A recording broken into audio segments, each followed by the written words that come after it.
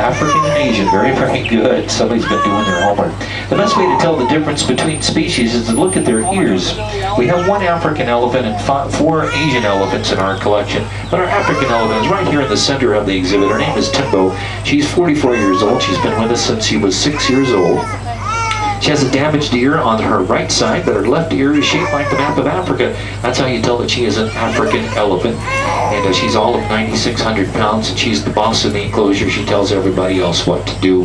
But these elephants, both species, the Asian elephants have the larger head, smaller ears. African elephants have the smaller head, larger ears. But both species of elephants will weigh anywhere from 8,000 to 14,000 pounds, about 7 tons when they're full grown. They stand anywhere from 8 feet to 11 feet tall. They will weigh anywhere from 8,000 to 14,000 pounds, 7 tons when they're full grown. They eat 150 to 200 pounds of food a day. They drink about 40 gallons of water a day. They walk 10 to 15 miles a day, even in captivity. And they have over 40,000 muscles. That long trunk there, that's more muscles than you and I have in our entire body. They're just magnificent animals.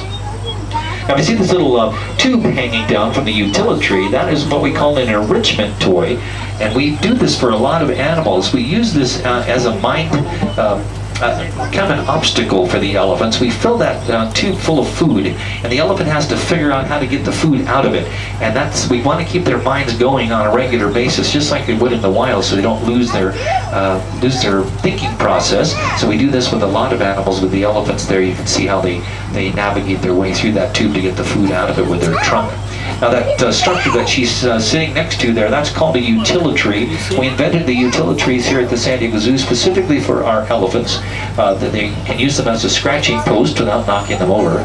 There's a feeding trough at the bottom for food, a canopy at the top for shade. There's water misters at the top that simulate rain for the animals. There's also space heaters underneath those bottom canopies that will go on automatically to help keep the elephants warm if it gets too cold in the exhibit. And there is also a tree growing at the top of the utility. That is an acacia.